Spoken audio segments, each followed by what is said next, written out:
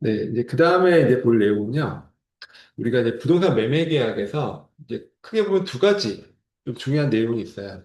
그러니까 부동산 매매 계약에 관한 일반적인 뭐 매도인의 권리 의무, 뭐 매수인의 권리 의무 이런 것들은 사실 앞에서 우리가 배웠었던 내용들이에요. 우리가 이제 뭐 몇 주 동안 계약법 일반적인 내용들을 같이 공부했었죠. 근데 그 내용들이 뭐 사실 이제 부동산 매매 계약에도 그대로 적용되기 때문에 뭐 특별한 내용은 없고, 이제 두 가지가 중요한데 그 하나가 아까 배운 이제 계약금입니다. 그러니까 계약금에 관한 내용은 사실 우리 뭐 이론적으로도 중요하지만 실제 거래에서도 굉장히 많이 일어나고 또 그와 관련된 분쟁도 많고 하기 때문에 좀 잘 알아두시면 좋을 것 같고요. 뭐 그리고 당연히 뭐 중개사 시장이나 이런 데도 굉장히 많이 출제되는 내용이죠. 그다음에 또 하나가 좀 이 부동산 매매 계약에서 주의해서 보셔야 될 것이 매도인의 담보 책임입니다.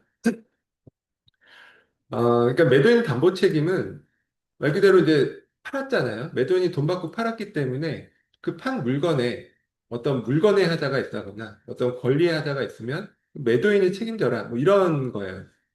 그걸 매도인의 담보 책임이다라고 부르고요. 그래서 이거는 매매 계약에 이런 매도인의 담보 책임이 규정이 되어 있는데, 우리가 이제 유상계약, 무상계약 이런 것들도 공부를 했었죠. 그러니까 유상계약은 대가를 주고 받는 게 유상계약이고, 무상계약은 증여처럼 그냥 공짜로 대가 없이 받는 게 무상계약이잖아요. 근데 유상계약은 매매계약뿐만이 아니라 뭐 임대차 계약, 교환계약 이런 것들이 다 유상계약에 해당합니다. 근데 이 매도인의 담보 책임 규정은 매매 편에 이제 규정이 되어 있지만 모든 유상계약에 다 준용이 돼요. 그러니까 어쨌든 돈을 받고 뭔가 대가를 받고 뭘 했으면 거기에 대해서 책임을 져라. 뭐 이런 취지인 것이죠. 그래서 이제 이 내용이 사실은 좀 양이 많거든요. 근데 양이 많긴 한데 사실 우리가 막 이론적으로 막 어렵게 공부할 만한 내용이 있지는 않아요. 쉽게 얘기해서 법 규정에 굉장히 자세하게 나와 있습니다. 어떤 경우에는 어떻게 하고, 어떤 경우에는 어떻게 하고. 그래서 이제 사실 법 규정만 보면 되고, 막 이게 이론적으로 이해하고 할 만한 것은 없거든요. 근데 이제 중개사 시험을 보실 때는 이걸 다 암기를 해야 되잖아요. 그래서 좀 아마 되게 부담스러우실 것 같기는 한데, 뭐 우리가 학교에서 배울 때는 또 학교 시험은 또 오픈북 시험이니까 막 이렇게 암기하실 필요는 없죠. 그래서 조금 그냥 편하게 이제 보셔도 될 것 같다는 생각이 듭니다. 여기 뭐 3, 152, 슬라이드 152번 보시면은 뭐 매도인의 담보 책임의 의의라고 나옵니다. 매매 계약에 의하여 이전된 권리 또는 매매 목적물에 어떤 하자나 흠결이 있는 경우 매도인이 매수인에 대해서 부담하는 법정 책임이다. 그래서 유상계약, 매매가 아까 말씀드린 유상계약이잖아요. 그러니까 유상계약이기 때문에 뭐 형평성 차원에서 그 대가를 받고 한 것은 끝까지 책임을 져라. 뭐 이런 취지인 거죠. 그래서 이게 유상계약에 해당하는 매매 이외에 뭐 교환이라든지 또 이제 임대차라든지 이런 유상계약들에도 다 적용이 됩니다. 그래서 사실은 이제 임대인의 담보 책임 이런 것도 있다는 얘기예요. 결국 이제 똑같은 원리로. 증여자의 담보 책임 이런 건 없죠. 이제 무상계약이기 때문에. 그렇지만 유상계약인 경우에는 다 이런 것들이 그대로 유추 적용될 수 있다, 준용될 수 있다라는 것입니다. 그리고 당연히 이것도 계약의 유효성을 전제로 발생합니다. 계속 말씀드리지만 어떤 책임이라든지 권리라든지 의무, 뭐 채권, 채무 이런 것들은 일단 계약이 유효해야 생기는 것이에요. 계약이 무효이거나 또는 계약이 취소됐다라고 하면 효력이 발생하지 않는 것이기 때문에 거기에서 원칙적으로 채권 채무라든지 권리 의무라든지 담보 책임이라든지 이런 것들은 생기지 않습니다. 다만 예외적으로 우리가 계약이 무효임에도 불구하고 책임이 발생하는 경우가 있었어요. 처음에 배웠었고 계약 체결상의 과실 책임입니다. 즉 계약이 원시적, 객관적, 또 전부 불능이라서 무효인 경우에도 예외적으로 그 매도인이 계약 체결상의 과실 책임을 부담을 했었잖아요. 근데 그게 하나의 이제 일종의 예외적인 것이고, 그 외의 경우에는 다 일단 계약이 유효하다는 것을 전제로 해서 이런 책임이나 권리 의무가 발생합니다. 어, 그래서 이제 담보 책임의 유형을 한번 보시면요. 크게 보면 두 가지 종류가 있습니다. 권리의 하자에 의한 담보 책임이 있어요. 그러니까 이전된 권리가 완전하지 못한 경우겠죠. 우리가 예로 많이 나오는 것이 그러니까 물건을 팔았는데 이게 이제 매도인 소유물이 아니라 남이 소유한, 타인이 소유한 권리를 팔았다. 또는 전체 중에 일부는 매도인 거지만 일부가 남의 거죠. 그러니까 일부 타인의 권리를 팔았다. 또는 어떤 물건을 팔았는데 수량이 부족하더라. 또 부동산을 팔았는데 거기에 용익권이라는 것은 사용 수익에 관한 권리죠. 그래서 전세권, 지상권, 또 뭐 임차권도 뭐 물건은 아니지만 뭐 용익권이라고 볼 수가 있죠. 그러니까 내가 깨끗한 물건, 완전한 물건이라서 내가 그 들어가서 뭐 집을 살려고 샀는데 알고 보니 거기에 누가 이미 사용하고 있더라. 뭐 이런 경우죠. 그런 게 권리의 하자에 해당하는 것입니다. 그리고 어떤 부동산을 사고 팔았는데 거기에 이제 저당권이 설정이 되어 있죠. 근데 이거를 뭐 그래도 다행히 뭐 채무를 변제를 해서 저당권을 말소시킬 수 있었으면 다행이지만 팔았는데 저당권 빚을 못 갚아서 결국 저당권이 실행이 돼서 소유권이 넘어갔다. 뭐 이런 것들이 다 권리의 하자에 대한 담보 책임 문제입니다. 그러니까 이런 것들을 하나하나 아주 상세하게 법에서 규정을 하고 있어요. 어떤 경우에는 어떤 책임을 지고, 어떤 경우에는 어떤 책임을 지고. 그래서 이게 좀 약간 암기 사항들이 많이 있죠. 뭐, 사실 이해할 부분은 별로 없을 것 같은데, 암기에 대한 내용이 좀 부담이 있습니다. 그다음에 물건의 하자에 대한 담보 책임입니다. 소위 이걸 하자 담보 책임이라고도 해요. 즉, 매매 목적물 자체에 결함이 있는 경우입니다. 그러니까 물건의 하자, 그러니까 아까 얘기한 건 권리의 하자이고, 물건의 하자는 뭐 주택이 누수가 됐다거나, 뭐 기계가 고장이 났다거나 팔았는데, 뭐 이런 것들인 거죠. 그리고 또 이제 578조에 보면은 경매에서의 담보 책임이 있어요. 그리고 채권 매도인의 담보 책임을 또 579조에서 규정을 하고 있습니다. 근데 우리는 부동산 사법을 공부하는 것이기 때문에 뭐 채권 매도인의 담보 책임 이런 것들은 뭐 굳이 안 봐도 될 것 같아요. 그럼 이런 담보 책임에 따라서 산 쪽, 즉 매수인 쪽은 어떤 권리를 행사할 수 있느냐 하면요. 일단 크게 보면 이 네 가지 종류가 있습니다. 계약 해제권이에요. 계약 목적 달성이 불가능하다. 뭐 권리의 하자가 있어서 또는 어떤 물건의 하자가 있어서 도저히 이거 계약 목적을 달성할 수 없다. 이럴 경우에는 계약을 해제할 수가 있습니다. 그 다음에 대금 감액을 청구할 수가 있어요. 예를 들어 권리의 일부가 부족하다거나 뭐 이런 경우에는 대금을 깎아달라고 청구할 수가 있고요. 또 그 밖에 손해배상을 청구할 수도 있습니다. 그리고 또 완전물 급부 청구권이라는 것도 있어요. 그러니까 하자에 내가 받은 게 예를 들어서 뭐 갤럭시를 샀는데 뭐 갤럭시 핸드폰이 하자가 있다. 그러면 완전한 걸 달라. 이렇게 청구할 수가 있다는 거죠. 그러니까 이런 것들이 매수인의 권리들인데 문제는 이게 똑같이 다 이런 게 인정되는 것이 아니라 어떤 경우에는 매수인이 뭐 선의일 때만 인정된다거나 어떤 경우에는 매수인이 악의일 때도 인정된다거나 뭐 이런 것들이 다 달라요. 그래서 이게 뭐 암기를 하려면 굉장히 좀 복잡하고 양이 많죠. 그래서 근데 이런 내용들이 그냥 법에 자세하게 나와 있습니다. 그래서 사실은 법만 보면 알 수 있는 내용들이에요. 그리고 이런 것들은 이제 제척 기간이라는 것이 있습니다. 쉽게 말하면 권리의 행사 기간이에요. 그러니까 이때까지 행사하지 않으면 권리가 소멸합니다. 그걸 제척 기간이라고 하고요. 그래서 보통은 이제 안 날로부터 6개월, 또는 뭐안 날로부터 1년, 계약한 날로부터 1년, 이렇게 다양하게 또 이게 그 유형에 따라 다양하게 제척 기간이 달리 정해져 있어요. 그래서 이것도 사실은 암기 사항이죠. 그래서 이게 뭐, 막, 복잡하게 이해할 내용은 없지만, 뭐, 암기할 것들이 법률 규정에 나와 있는 암기할 것들이 많아서 조금 이제 중개사 시험이나 공부하실 때는 좀 까다로우실 것 같긴 해요. 먼저 처음에 권리하자에 대한 담보 책임입니다. 그러니까 민법 570조에 나와 있는데요. 권리의 전부가 타인에게 속한 경우입니다. 우리가 이제 앞에서 배웠듯이 타인 권리의 매매, 즉, 원래는 이제 보통은 매도인이 자기가 소유한 물건을 팔잖아요. 근데 경우에 따라서 매도인이 자기가 소유하지 않는 물건을 팔 수도 있습니다. 즉, 내가 어떤 부동산을 갖고 있는데 나랑 전혀 상관없었던 A랑 B라는 다른 사람이 내 물건을 사고 팔기로 계약을 체결합니다. 이걸 타인 권리의 매매죠. 그럼 이런 경우에 그 계약은 유효할까? 이거 언뜻 생각했을 때는 무효라고 생각하기가 쉬워요. 왜냐면 나한테 물어보지도 않고 내 물건을 자기들끼리 사고 팔았다. 이게 말이 되나? 이렇게 싶을 수가 있죠. 근데 우리 법상으로는 이런 타인 권리의 매매도 유효합니다. 유효하다는 것은 그에 따라서 권리 의무가 생기고 이러한 담보 책임이 발생한다라는 뜻이에요. 이게 이제 사실 우리가 부동산의 경우라서 되게 이제 이상하게 느낄 수 있지만 우리 금융시장에서 선물 옵션 거래 같은 것들을 하잖아요. 그 선물 옵션 거래의 본질은 사실 내가 갖고 있지 않은 것을 사고 파는 계약을 하는 거예요. 공매도도 그렇죠. 공매도도 내가 갖고 있지 않은 걸 미리 팔겠다라고 계약을 하는 거죠. 그러니까 이 타인 권리에 맺는. 근데 그런 게 다 무효다라고 하면 그런 금융시장이 성립할 수가 없어요. 그래서 당연히 그런 계약은 유효한 것이고 그럼 그에 따라서 매도인은 권리를 이전할 의무가 있습니다. 즉, 원소유자로부터 권리를 넘겨받아서 그걸 이제 매수인에게 이전할 의무가 있는 것이고, 그걸 이전하지 못했다라고 하면 거기에 대해서 뭐 책임을 져야 돼요. 그런 거를 이제 민법 570조에서 규정을 하고 있습니다.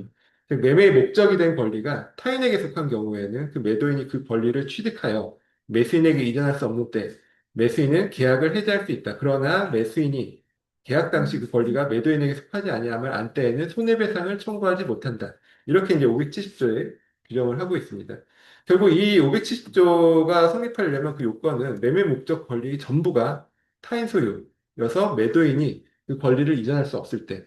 그러니까 타인 권리 매매를 해도 매도인이 권리를 넘겨받아서 이전할 수 있으면 문제가 없죠. 근데 이전할 수 없을 때, 원소유주가 난 죽어도 못 팔겠다. 이럴 때 결국 담보 책임을 져야 되는 거죠. 근데 이때 매수인의 권리는 선의의 경우와 악의의 경우로 나눠봅니다. 선이라는 것은 내가 이게 남의 건지 모르고 산 사람이죠. 선의의 매수인. 그럼 선의의 매수인의 경우에는 지금 읽어본 내용 딱 그대로예요. 계약을 해지할 수 있고 또 손해배상도 청구할 수가 있습니다. 이 두 가지를 다 갖는다라는 것입니다.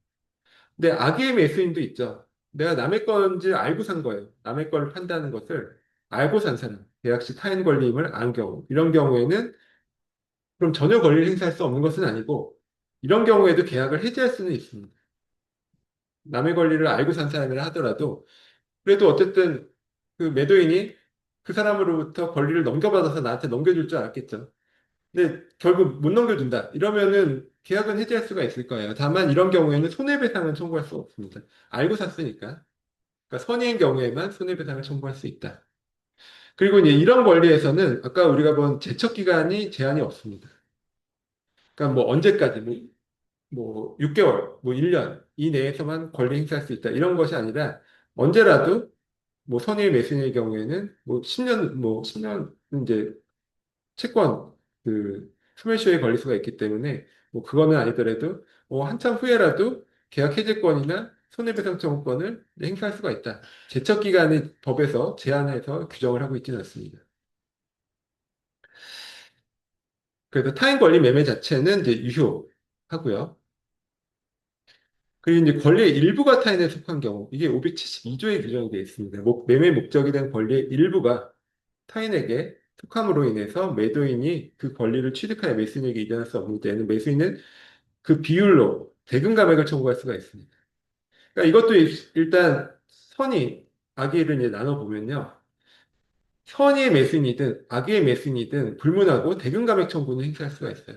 즉 권리의 일부가 타인에게 속하고 있다라는 것을 모르고 산 사람이나 알고 산 사람이나 결과적으로 그 일부 부분을 내가 넘겨받을 수 없다라면 그 매수인은 대금 감액은 무조건 청구할 수 있다. 근데 선의인 경우 모르고 산 사람의 경우에는 여기서 더 나아가서요. 만약에 잔존 부분이라면 매수하지 않았을 정도다라고 하면 계약의 전부를 해지할 수가 있습니다.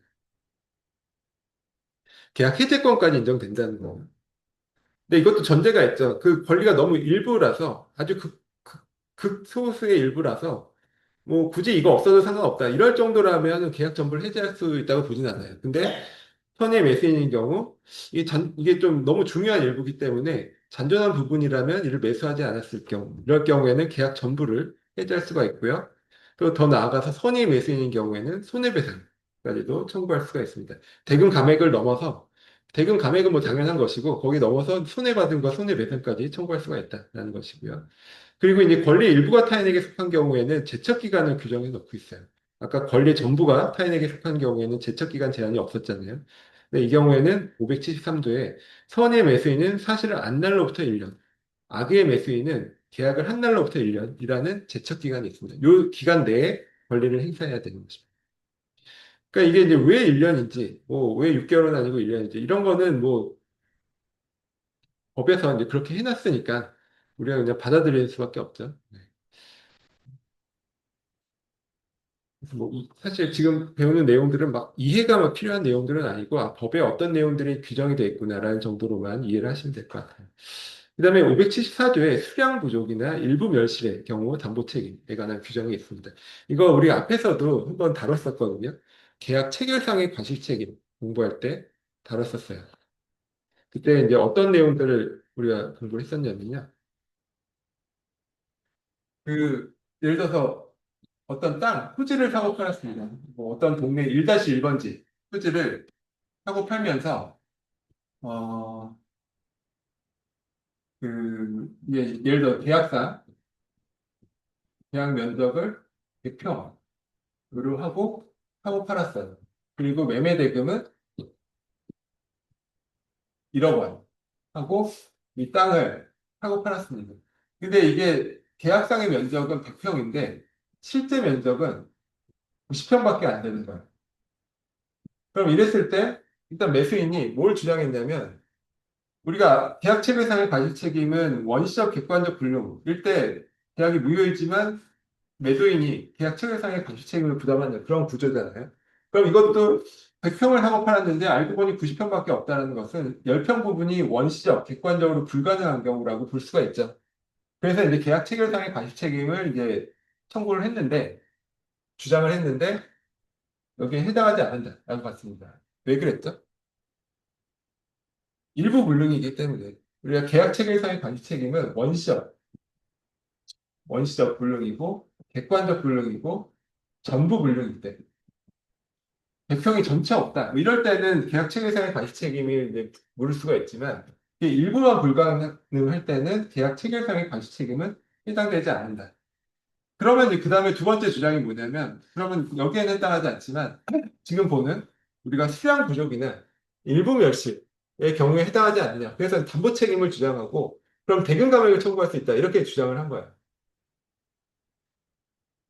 그러니까 일반적인 수량 부족 이런 거죠. 우리 뭐 예를 들어서 100개 들이 어떤 상품을 샀는데 알고 보니 세보니까 90개밖에 없다. 이런 것이 수량 부족이잖아요.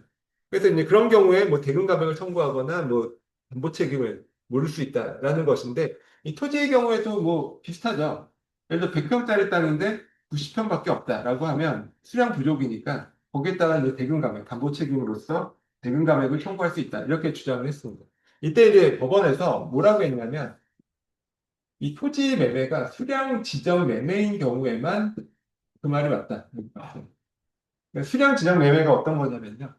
애초에 매매 대금 1억을 정할 때, 예를 들어 100평이니까 1평당 100만 원. 총 매매 대금이 1억 원이다. 이렇게 정했으면 이게 수량 지정 매매에 해당해요. 그럼 이렇게 정했는데 알고 보니 90평밖에 없었다. 그러면 이 담보 책임을 주장하면서 대금 감액 청구를 할 수가 있습니다. 근데 그렇지 않고 그냥 매매 대금 1억 이렇게 했으면 여기 해당하지 않는다라고 봤어요. 그래서 그런 경우에는 설령 뭐 100평이 뭐 재보니까 90평밖에 안 된다 하더라도 매매 대금을 다 지급해야 됩니다. 이건 대금 감액을 청구할 수 없다. 담보 책임에 해당하지 않는다. 이렇게 판시를 한 거죠.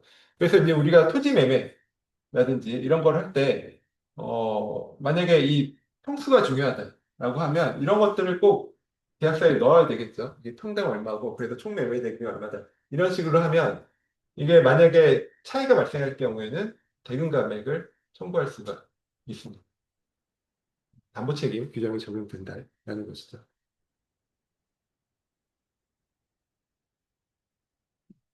그래서 이 지금 아까 말씀드린 요 판례, 지금 말씀드린 요 판례의 근거 규정이 574조예요. 그래서 읽어보면 수량 지정 매매의 목적물이 부족하는 경우와, 즉 수량 부족의 경우와 매매 목적물의 일부가 계약 당시에 이미 멸실한 경우에 매수인이 그 부족 멸실을 알지 못한 때의 준용상다. 방금 본 그 권리의 일부가 타인에게 속할 때를 그 규정을 준용한다. 이렇게 되어 있어요. 그래서 먼저 이게 요건은 수량 지정 매매일 것입니다. 예를 들어서 평당 얼마 이런 식으로 총 몇 평 매매 이렇게 면적을 가격 결정에 가장 중요한 요소로 삼은 경우 수량 지정 매매에 해당하고 이런 식으로 이제 해결할 수가 있다. 그러니까 뭐 토지뿐만 아니라 아파트 분양 계약, 뭐 이런 것도 여기에 해당해요.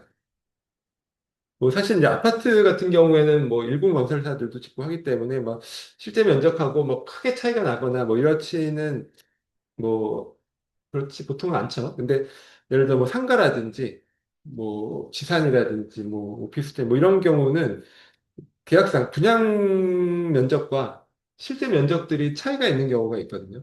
그럼 그랬을 때 그만큼 대금 감액을 청구할 수 있느냐는 분양 계약을 어떻게 하느냐에 따라 달려 있습니다. 지금 본 것처럼 수량 지정 매매를 했을 때, 뭐, 면적당 얼마, 뭐 이런 식으로 계약을 한 경우라면 이게 차이가 발생했을 때는 청구를 할 수가 있어요. 근데 이제 그게 아닌 경우에는 이런 식으로 대금 감액을 청구하거나 담보 책임을 주장하기가 어렵다라는 것이죠. 그리고 이런 수량 지정 매매에서 목적물의 실제 수량이 계약 수량에 미달하거나 일부가 계약 당시에 이미 멸실된 경우가 요건이고요. 그리고 지금 이 경우는 아까 위에 것들은 선의인 경우는 뭐 조금 더 하고 악의인 경우에는 뭐 무슨 권리만 행사할 수 있고 이런 것들이 구별이 있었는데 이 경우에는 악의자는 아예 배제를 합니다. 그러니까 선의인 경우에만 이런 권리를 행사할 수 있어요. 선의 매수인만. 그래서 수량이 부족하거나 일부 멸실인 것을 알면서 산 사람까지 뭐 권리를 주장할 수는 없겠죠.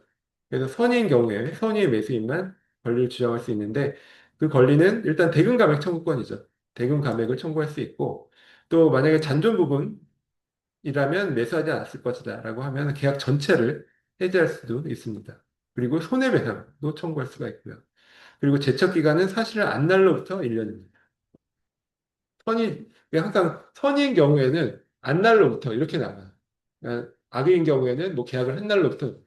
그래서 이게 왜 안날로부터 1년이냐면 선이니까 처음에 몰랐기 때문에 알게 된 때부터 이제 1년간 권리 행사할 수 있다. 이런 뜻이죠. 그리고 민법 575조에 보시면 용익적 권리에 제한되는 경우입니다. 매매 목적물이 지상권, 지역권, 전세권 뭐 이런 어떤 그 물건을 사용하는 다른 사람의 권리가 있는 거예요. 그러면은 내가 이걸 샀어도 내가 제대로 사용 수익을 할 수가 없잖아요. 그런 경우, 그런 경우가 이제 권리의 하자에 해당하는 거죠. 그래서 이로 인해서 계약 목적을 달성할 수 없는 경우에는 매수인은 계약을 해지할 수가 있습니다. 그렇지 않은 경우에는 손해배상만을 청구할 수 있다. 즉 매매 목적물의 용익권 등이 존재하여 매수인의 사용 수익이 제한되는 경우, 그리고 또 이것도 선의인 경우죠. 매수인이 뭐 알면서 산 경우까지, 네, 알면서 산 경우까지 이런 권리를 주장할 수는 없겠죠. 그래서 매수인이 선의인 경우, 선의 매수인인 경우에는 계약 목적 달성이 불가능할 때는 계약을 해지하고 손해배상을 청구할 수가 있고요. 그렇지 않은 경우, 그러니까는 뭐 용익적 권리가 이미 있지만 이것만으로 뭐 계약 목적 달성이 불가능할 정도는 아니다. 뭐 이럴 경우에는 그런 경우까지 계약을 해지할 수는 없고요. 손해배상 청구는 가능합니다. 그리고 이 경우에도 이제 사실을 안 날로부터 1년이라는 제척 기간이 있고요. 여기 575조에는 안 나와 있지만 여기는 물건들만 나와 있잖아요. 근데 우리가 이제 임차권, 그중에 뭐 주택임대차나 상가임대차의 경우에 뭐 전입신고라든지 뭐 사업자 등록을 하면 대항력이 생기죠. 그러니까 그런 대항력이 있는 임차인들은 사실상 뭐 전세권자, 지상권자처럼 물건을 갖고 있는 거죠. 그래서 이제 여기 575조에는 안 나와 있지만 대항력 있는 임차인이 있어서 내가 제대로 사용 수익을 할 수 없다. 그러면 똑같이 575조가 적용될 수가 있습니다. 그리고 또 이제 저당권이나 전세권 행사가 돼서 실행이 돼서 소유권을 상실한 경우. 그러니까 내가 어떤 부동산을 사고 팔았는데 거기에 이제 저당권이 설정돼 있었어요. 근데 이거를 이제 매도인이 이거를 말소를 해서 빚을 갚고 말소를 해서 그 완전한 상태에서 소유권을 이전해야 되는데 그걸 못했다. 그리고 빚을 못 갚아서 이게 저당권이 실행이 돼서 내가 돈 주고 샀지만 결국 내가 소유권을 뺏기게 됐다. 이럴 경우에는 그 담보 책임을 매도인이 담보 책임을 져야 된다. 이런 뜻이죠. 그래서 매매 목적 부동산에 설정된 저당권이나 전세권이 실행되어 매수인이 소유권을 취득할 수 없고 이제 그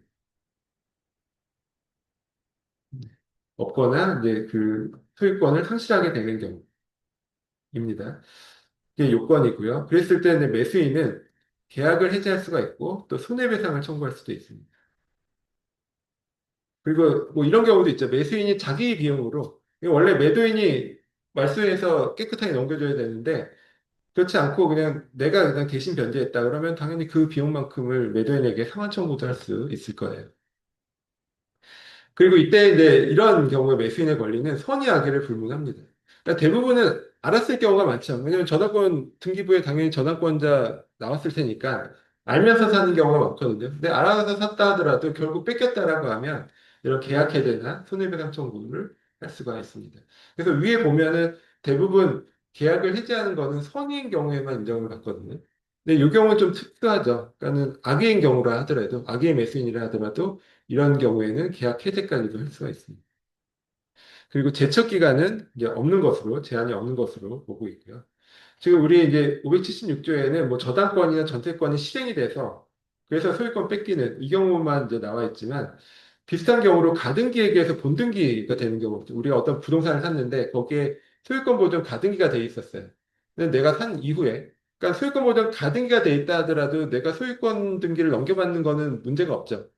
근데 나중에 그 가등기가 본등기 실행이 된 거예요. 그러면 결국 나한테 넘겨와도 이제 그 뺏기기 때문에 저당권 실행된 경우와 똑같이 볼 수 있습니다. 그래서 576조에 규정은 되어 있지 않지만 가등기에 의한 본등기 경로로 소유권 상실하는 경우에도 뭐 똑같이 576조 담보책임 규정이 적용이 됩니다. 그래서 이제 매수인이 대금 전액을 지급하고도 저당권 실행으로 소유권을 잃는 것은 매매계약의 근본적 목적 달성이 불가능한 것이기 때문에 매수인이 선이든 악이든 불문하고 이제 강력하게 보호를 하고 해제를 인정하는 것입니다. 그래서 지금 본 내용들이 이렇게 표로 이렇게 나오잖아요. 아마 중개사 시험 뭐 기본서나 이런 거 보시면 이렇게 표 같은 거 공부를 하실 거예요. 근데 언뜻 봐도 되게 헷갈리죠. 사실 이게 쉽지는 않은 것 같아요. 그러니까 왜 그런지는 알겠지만 이게 이제 왜 해제만 인정하고 왜 뭐 손해배상만 인정하고 뭐 이런 거는 알겠지만 이게 사실 이렇게 딱 정리돼서 보면은 이제 헷갈리기가 쉽거든요. 뭐 중개사 시험 보시는 분들은 좀 암기를 위해서 좀 잘 정리를 해 놓으실 필요가 있습니다. 그다음에 물건의 하자에 대한 담보 책임입니다. 아까 본 거는 이 권리의 하자죠. 어떤 권리에 하자가 있는 경우들이었고 이번에는 물건의 하자예요. 그러니까 물건을 팔았는데 거기에 뭐 어떤 그 뭐 어떤 흠결이 있다. 뭐 TV를 팔았는데 뭐 고장이 났다. 뭐 이런 것들을 얘기하는 것입니다. 그러니까 매매 목적물 자체에 통상적으로 갖춰야 할 품질이나 성능이 결여된 경우인 거죠. 그때 이제 580조 1항에 이거를 이제 나눠놓고 있는데 특정물 매매 이 경우와 종류물 매매 이 경우를 나눠놓고 있습니다. 특정물 매매는 구체적으로 어떤 물건을 사업한 거예요. 그러니까 뭐 예를 들어서 뭐 갤럭시 뭐 핸드폰이다 그러면 각각 물건마다 시리얼 넘버가 있잖아요. 그러니까 시리얼 넘버 몇 번, 어떤 특정한 물건을 사업하는 것을 특정물 매매라고 하고요. 근데 종류물 매매는 그 특정한 물건이 아니라 종류만 지정한 것입니다. 그래서 내가 갤럭시 25 뭐 뭘 사고 팔았다라고 하면 보통은 종류물 매매죠. 내가 어떤 딱 떨어진 어떤 핸드폰 딱 그거 찍어서 그거 사겠다는 것이 아니잖아요. 그러니까 갤럭시 S25에 뭐 적정한 품질을 갖춘 그런 물건을 사겠다는 것이기 때문에 그런 경우는 종류물 매매에 해당합니다. 그래서 먼저 특정물 매매의 경우에는요, 그 특정된 매매 목적물에 하자가 존재할 것. 이 이제 첫 번째 중요한 요건이죠. 그리고 이때 매수인은 선의 무과시해야 합니다. 아까 위에서 본 내용들은 다 선의 뭐 이렇게만 나와 있잖아요. 선의냐 아니. 근데 이때 물건의 하자에 대한 담보 책임은 선의이고 또 무과실까지 요건으로 하고 있습니다. 선의 무과실 거. 그래서 물건을 사고 팔았는데 매수인이 거기에 어떤 하자가 있었다라는 것을 모르고 또 무과실로 샀다라고 하면 매수인이 특히 특정물인 경우에는 이런 권리가 있습니다. 하자로 인해 계약의 목적을 달성할 수 없는 경우, 즉 중대한 하자의 경우에는 계약을 해지하고 손해배상 청구할 수가 있고요. 그 외에 경미한 하자인 경우에는 손해배상 청구만 할 수가 있습니다. 그리고 제척 기간은 그 하자를 안 날로부터 6개월이에요. 아까 권리하자의 경우에는 다 1년씩이었죠. 아예 없는 경우도 있고 제척 기간 없는 경우도 있고 있으면 1년이었는데 이 경우에는 물건의 하자는 6개월입니다. 그러니까 그리고 이거는 다 선의 무과실 전제로 하니까 안날로부터 6개월이에요. 그래서 내가 어떤 하자가 있었다라는 것을 알았으면 그로부터 6개월 이내에 이런 권리를 행사해야 되는 것이지 그걸 넘기면 더 이상 행사할 수 없다 이런 뜻입니다. 그래서 뭐 그런 객관식 지문에 많이 나오는 게 목적물을 인도받은 날로부터 6개월. 그러면은 이제 틀려요. 정확한 표현은 안날로부터. 그러니까 목적물을 인도받아도 내가 그 권리에 물건에 하자가 있다는 것을 나중에 알 수도 있잖아요. 안날로부터 6개월이 제척 기간이다. 그다음에 종류물, 지금 말씀드린 불특정물을 사고 팔았을 경우에는 특정된 목적물의 하자가 있는 경우 이 580조 규정을 준용하고요. 그러니까 위해를 준용한다는 것은 손이 무과실일 경우에 계약을 해지하고 뭐 손해배상 청구할 수 있다, 뭐 이런 뜻이고요. 그다음에 종류물이니까 또 위에 없는 특정물 매매의 경우와 달리 완전물 급부 청구권도 행사가 가능합니다. 그래서 내가 갤럭시 S25를 뭐 하나 샀어요. 근데 거기에 하자가 있다. 그러면 이거를 제대로 된 걸로 바꿔달라. 이렇게 이제 청구할 수 있다라는 것이죠. 종류물 매매이기 때문에. 그렇습니다. 근데 다만 이제 완전물 급부 청구 시 계약 해지나 손해배상 중복 청구는 어렵다. 그러니까 선택적으로 해야겠죠. 우리 상식적으로 봐도 뭐 갤럭시 S25 완전한 거 다시 달라라고 하면서 또 손해배상도 하고 계약 해지도 하고 하는 건 안 되잖아요. 그래서 이제 선택적으로만 행사할 수 있다라는 것이고요. 그래서 이제 보통 이제 부동산의 경우에는 건축 관련 하자들이 많이 있죠. 근데 부동산의 경우에는 이 특별법들이 있어요. 집합건물 소유에 관한 법률이라든지 주택법 이런 것들에 이제 민법상에 우리가 지금 보고 있는 하자담보 책임의 규정들은 일반적인 규정들이고 여기에 굉장히 특수한 그런 규정들이 있고요. 거기 법에 뭐 제척기간 이런 것들도 다 나와 있습니다. 그래서 이런 특별한 법이 적용되는 경우에는 그 특별법에 나온 대로 이제 하면 되겠죠.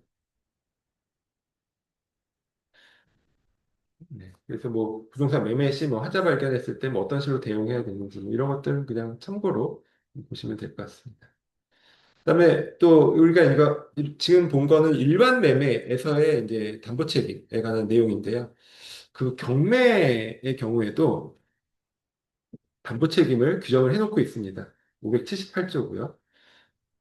그러니까 이 경매는 근데 좀 특수하죠. 그러니까 일반 매매는 매도인이 자의로 파는 거지만 경매의 경우에는 이 파는 사람이 팔고 싶어서 파는 게 아니잖아요. 강제로 집행당하는 것이죠.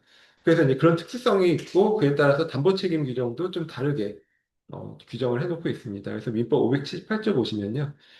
경매에 있어서의 담보 책임에서 1항 보면 경매의 경우에는 경락인은 위에 권리하자에 관한 그런 권리들을 채무자에게 청구할 수 있다라고 되어 있습니다. 경락인 낙찰받은 사람이죠. 낙찰받은 사람이 낙찰받은 물건에 어떤 권리하자들이 있었다라고 하면 그거를 담보 책임을 청구할 수가 있는데 그때 일차적으로 누구에게 하냐면 채무자에게 합니다. 그러니까 채무자가 빚을 제대로 못 갚아서 이 경매로 넘어가서 지금 낙찰자가 낙찰을 받았잖아요. 경락인이 낙찰을 받은 거죠. 그랬을 때는 일차적으로는 채무자에게 책임을 물어야겠죠. 근데 이 항 보시면 전항의 경우에 채무자가 자력이 없는데 그러니까 채무자가 자력이 없는 경우가 더 많을 거예요. 왜냐하면 자력이 없으니까 경매로 넘어갔겠죠. 그래서 이런 때에는 2차적으로 대금의 배당을 받은 채권자에게 또 청구할 수가 있습니다. 그러니까 1차적으로는 채무자가 책임을 지고 2차적으로 채무자가 정말 돈이 없다. 그럼 채권자라도 책임을 져라. 이런 취지예요. 그리고 전 이항의 경우에 채무자가 물건 또는 권리의 흠결을 알고 고지하지 않거나 채권자가 이를 알고 경매를 청구한 때에는 경락인은 그 흠결을 안 채무자나 채권자에 대하여 손해배상을 청구할 수가 있습니다.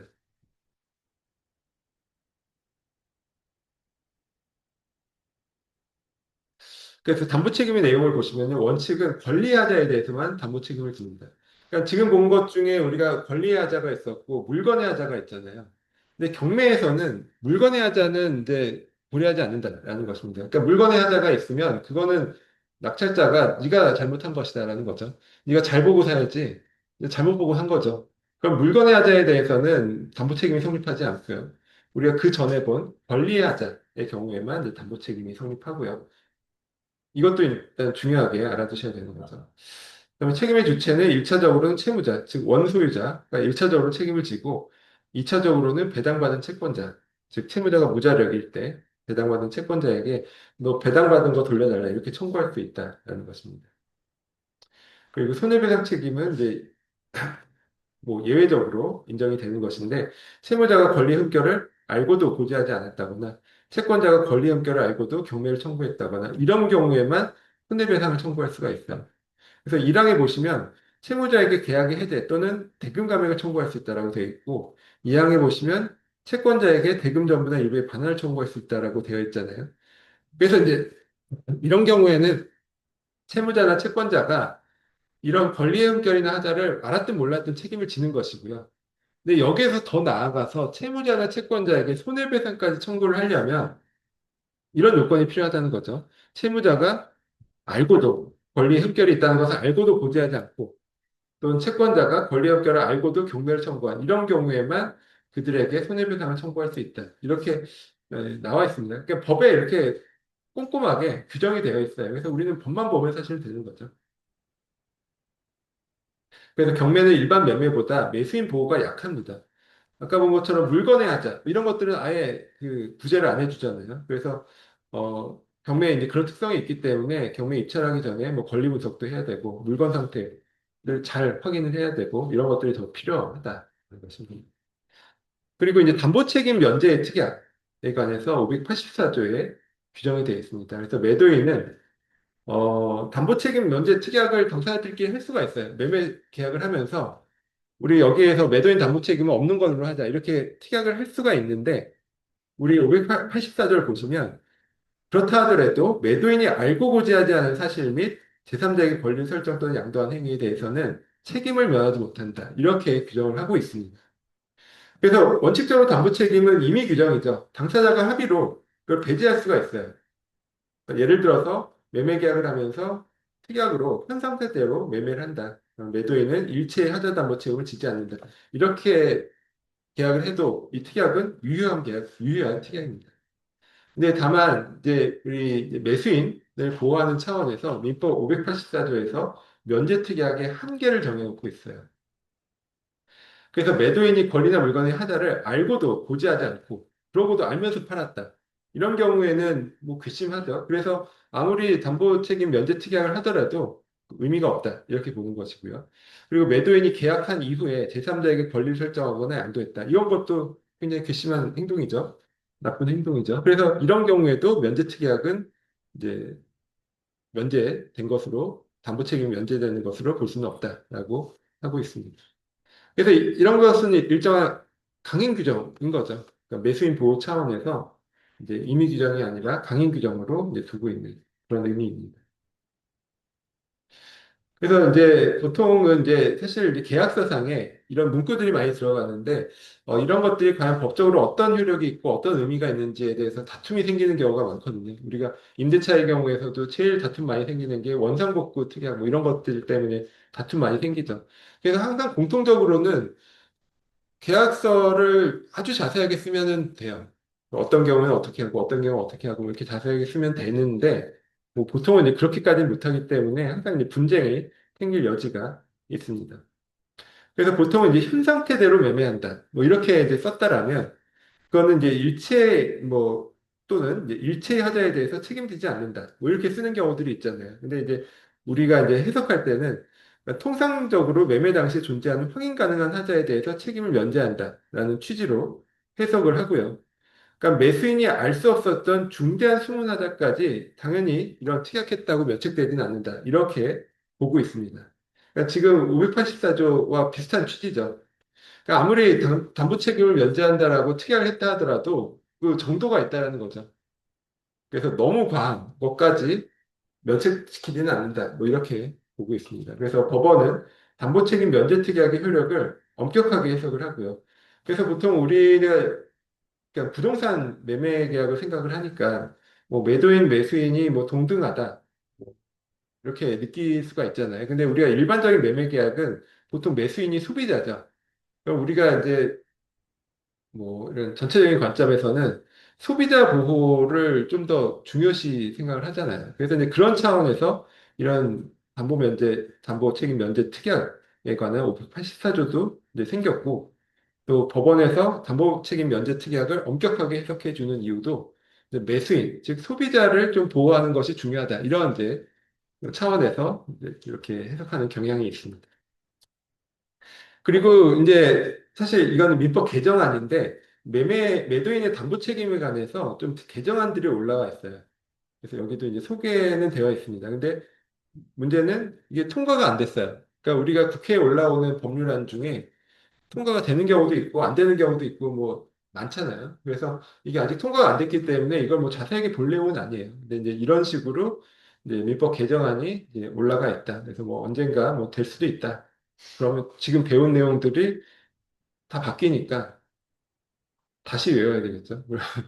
좀 공부하던 분들이 좀 힘들 수는 있는데 하여튼 그런 이제 안이 올라가 있고 근데 지금 현재 시행되는 법은 지금 좀 전에 우리가 배운 그 내용대로 시행되고 있으니까 이 개정안은 그냥 참고로 보시면 될 것 같습니다. 그래서 부동산 매매 계약에 대해서 우리가 다 살펴봤고요. 다음 주에 저희 이제 부동산 임대차 계약에 관한 내용을 이어서 보고 지금 저희가 이제 남은 내용이 사실 임대차에 관한 내용만 남았어요. 그러니까 민법상의 임대차 계약, 민법상의 임차인과 임대인의 권리 의무 이런 것들을 간단하게 보고요. 더 중요한 거는 이제 주택임대차보호법, 상가임대차보호법 이런 것들이죠. 그래서 그런 특별법들 이제 자세하게 보면 이번 학기에 우리 나아갈 진도는 다 마칠 것 같습니다.